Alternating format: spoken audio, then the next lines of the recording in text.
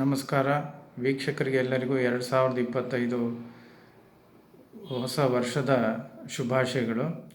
ಮೊದಲಿಗೆ ಮೇಷರಾಶಿ, ಈಗ ನಾವು ದ್ವಾದಶ ರಾಶಿಯವರ ಭವಿಷ್ಯವನ್ನು ತಿಳಿದುಕೊಳ್ಳೋಣ. ಮೊದಲಿಗೆ ಮೇಷರಾಶಿಯವರ ಭವಿಷ್ಯವನ್ನು ಯಥಾಶಕ್ತಿ ನಾನು ಹೇಳೋಕ್ಕೆ ಇಷ್ಟಪಡ್ತೇನೆ. ಏಕೆಂದರೆ ಇಲ್ಲಿ ಡೀಟೇಲಾಗಿ ಸ್ವಲ್ಪ ಟೈಮ್ ಕೊಟ್ಟು ರಾಶಿಗಳವರ ಭವಿಷ್ಯವನ್ನು ತಿಳಿಸ್ಕೊಡೋದು ಒಂದು ಉದ್ದೇಶ ಆಗಿದೆ.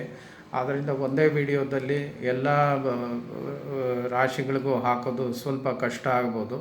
ಆದ್ದರಿಂದ ಮುಂದೆ ಬರ್ತಕ್ಕಂಥ ವಿಡಿಯೋನ ಲೈಕ್ ಮಾಡಿ, ನೀವು ಸಬ್ಸ್ಕ್ರೈಬ್ ಮಾಡಿಕೊಂಡಾಗ ನಿಮಗೆ ಅದರ ವಿಡಿಯೋದಲ್ಲಿ ಬೇರೆ ಬೇರೆ ರಾಶಿಯವರ, ನಿಮ್ಮ ಕುಟುಂಬದವರ ಬೇರೆ ಬೇರೆ ರಾಶಿಗಳವರ ಭವಿಷ್ಯವನ್ನು ಕೂಡ ತಿಳ್ಕೊಳ್ಳೋದಕ್ಕೆ ಅನುಕೂಲ ಆಗುತ್ತೆ.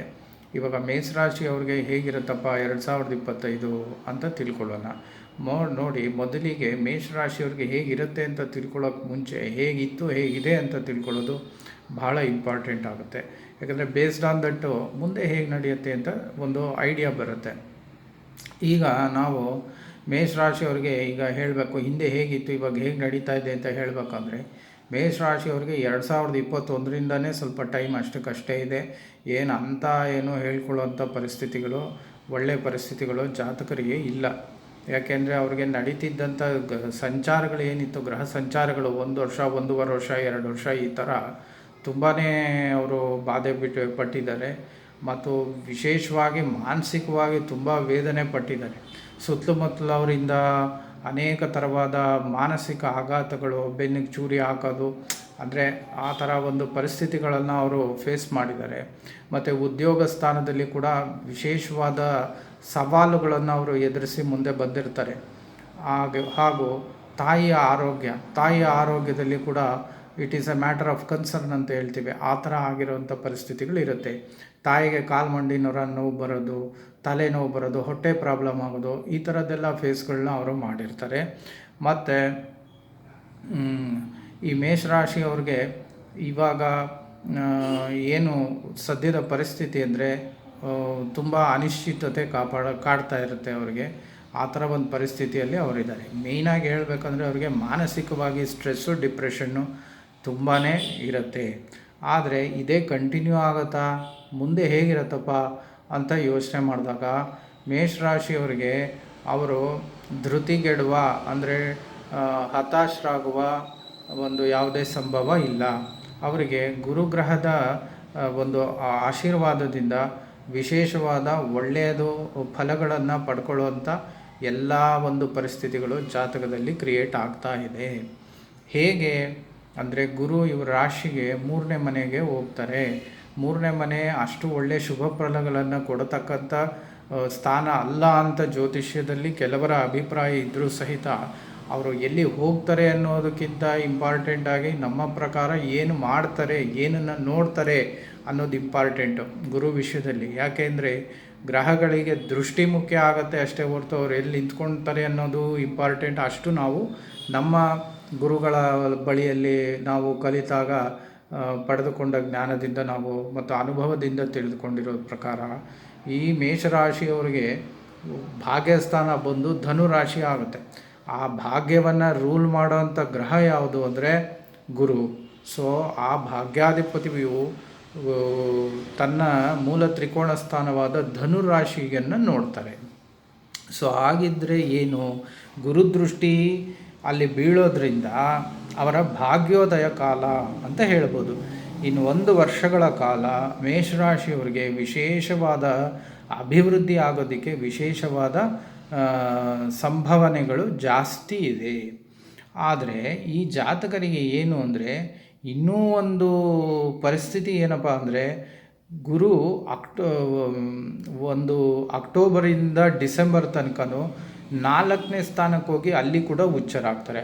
ಎಲ್ಲ ವಿಧವಾದ ಸುಖ ಸಂತೋಷಗಳನ್ನು ಈ ಮೇಷರಾಶಿಯವರು ಈ ವರ್ಷ ಅಕ್ಟೋಬರ್ ನಂತರ ಪಡ್ಕೊಳ್ಳೋವಂಥ ಒಂದು ಎಲ್ಲ ಯೋಗಗಳು ಮೇಷರಾಶಿಯವರಿಗೆ ಇದೆ. ಹಾಗೂ ಇವರಿಗೆ ರಾಹು ಕೂಡ 11ನೇ ಮನೆಗೆ ಟ್ರಾನ್ಸಿಟ್ ಆಗೋದ್ರಿಂದ ಇವರಿಗೆ ಯಾವುದೇ ಥರದ ಬಿಸ್ನೆಸ್ಸು, ವ್ಯಾಪಾರ, ವ್ಯವಹಾರಗಳಲ್ಲಿ ಹಿಂದೆ ಮುಂದೆ ನೋಡಿಕೊಂಡು ವ್ಯವಹಾರ ಮಾಡೋಂಗಿದ್ರೆ ಖಂಡಿತ ಸಕ್ಸಸ್ಸು ಸಿಗುತ್ತೆ. 11ನೇ ಮನೆಗೆ ರಾಹು ಬರ್ತಾರೆ ಅಂತ ಕಣ್ಣು ಮುಚ್ಕೊಂಡು ದುಡ್ಡು ಹಾಕೋದ್ರ ಅಂತ ಅರ್ಥ ಇಲ್ಲ. ನೋಡಿ ಮಾಡಿ ಬಿಸ್ನೆಸ್ ವ್ಯಾಪಾರ ವ್ಯವಹಾರಗಳನ್ನು ಮಾಡ್ಕೊಳ್ಬೇಕಾಗತ್ತೆ.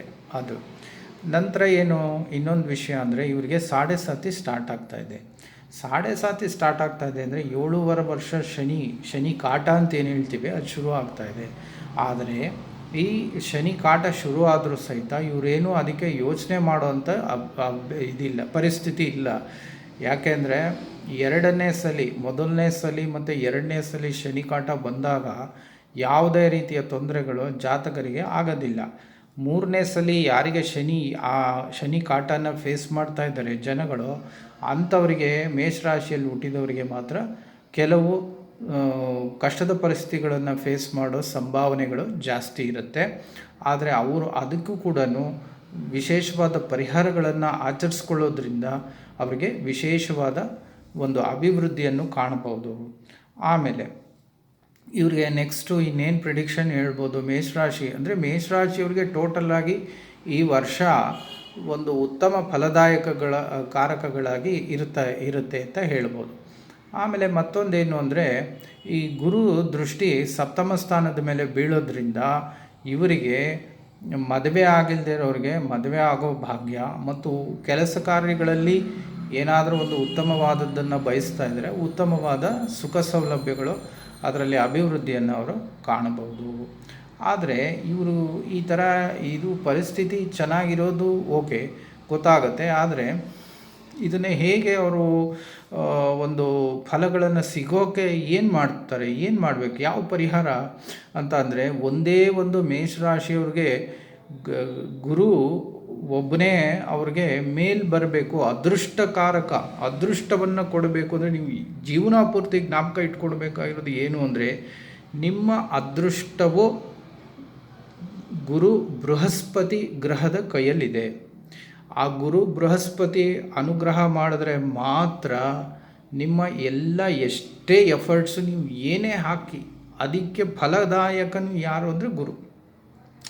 ಈ ವಿಷಯ ನೀವು ಯಾವತ್ತೂ ಜ್ಞಾಪಕದಲ್ಲಿ ಇಟ್ಕೋಬೇಕು. ಯಾಕೆಂದರೆ ನಿಮ್ಮ ಭಾಗ್ಯಾಧಿಪತಿ, your destiny lord is Jupiter. ಆದ್ದರಿಂದ ಏನಂದರೆ ನೀವು ಗುರುಗ್ರಹದ ಆರಾಧನೆ ಮಾಡಬೇಕು.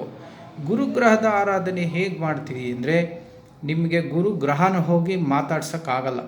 ಸೊ ನೀವೇನು ಮಾಡಬೇಕು, ಗುರುಗ್ರಹವನ್ನು ಪ್ರತಿನಿಧಿಸುವಂತಹ ಯಾವ ಗುರುಗಳಿರ್ತಾರೆ ಅಂದರೆ ರಾಯರು, ರಾಘವೇಂದ್ರ ಸ್ವಾಮಿಗಳು, ಆ ರಾಘವೇಂದ್ರ ಸ್ವಾಮಿಗಳನ್ನು ಆರಾಧಿಸಬೇಕು.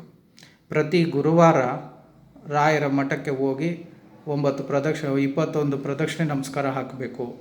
ಈಶ್ವರನನ್ನು ಆರಾಧನೆ ಮಾಡಬೇಕು. ಈ ಎರಡು ನೀವು ಮಾಡಿದ್ದೇ ಆದಲ್ಲಿ ಎರಡೂ ಮಾಡಬೇಕು. ಈಶ್ವರನ ಆರಾಧನೆಯನ್ನು ಮಾಡಬೇಕು, ಗುರುರಾಯರ ಆರಾಧನೆಯನ್ನು ಮಾಡಬೇಕು. ಶೀಘ್ರವಾಗಿ ಫಲಗಳನ್ನು ಕೊಡೋವಂಥದ್ದು ಇವೆರಡೇ, ರಾಘವೇಂದ್ರ ಸ್ವಾಮಿಗಳು ಮತ್ತು ಶಿವ.